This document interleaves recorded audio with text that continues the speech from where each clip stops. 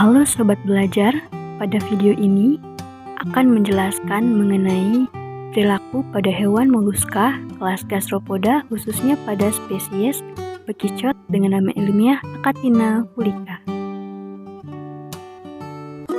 Nah teman-teman, jadi siput itu berasal dari kelas Gastropoda.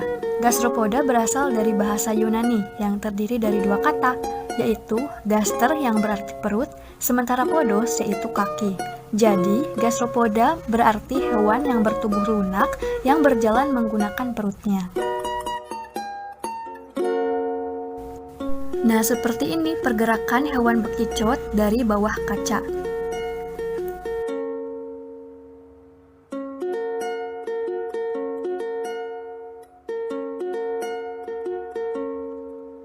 Hewan bekicot rutin mengeluarkan cairan mukosa untuk menjadi pelumas perutnya agar ia dapat berjalan menggunakan perut.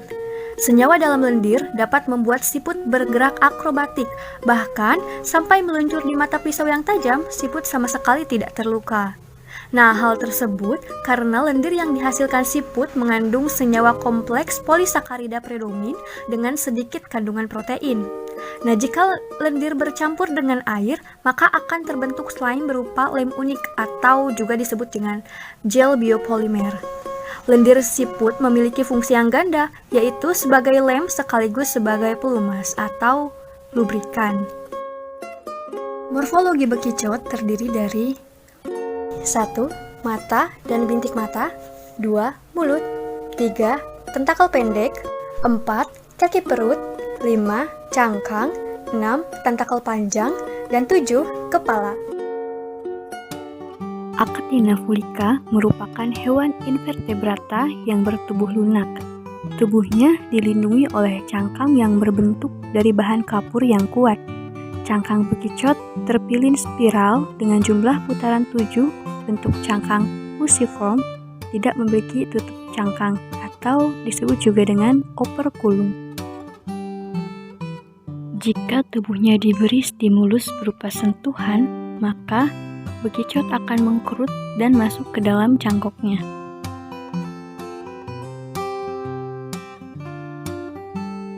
Dapat kita amati alat indera pada bekicot, diantaranya yaitu 2 tentakel panjang atau disebut juga dengan fotoreseptor.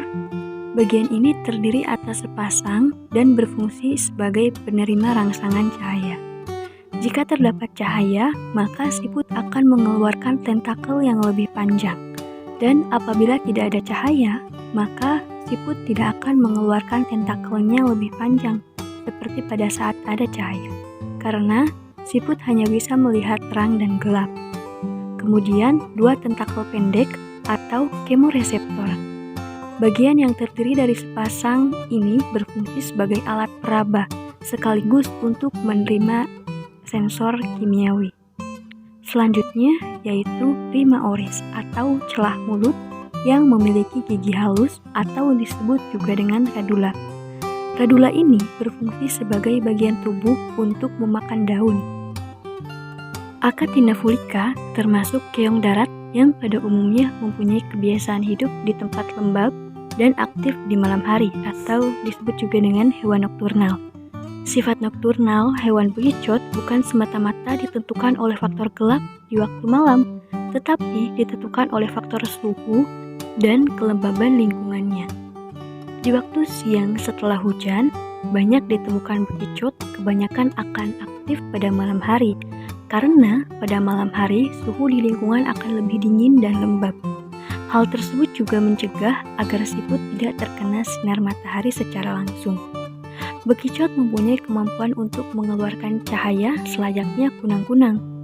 Fungsi pendaran cahaya pada diri bekicot ini sebagai komunikasi antara individu. Jadi, ketika siput melihat pendaran cahaya siput lainnya, maka ia akan mendekati. Ketika kedua bekicot saling mendekat, maka disitulah terjadilah proses komunikasi dan berkelompok untuk berbagai sumber makanan atau untuk mencari pasangan. Bekicot ini adalah salah satu hewan yang hidupnya sangat bergantung pada kelembaban lingkungannya. Jika mereka kekurangan cairan atau tidak basah, maka mereka akan mati. Oleh karena itu, bekicot tidur untuk mengembangkan mekanisme kelangsungan hidupnya yang diarahkan untuk mempertahankan kelembaban di tubuh mereka. Itulah penjelasan mengenai Achatina fulica. Semoga bermanfaat. Terima kasih.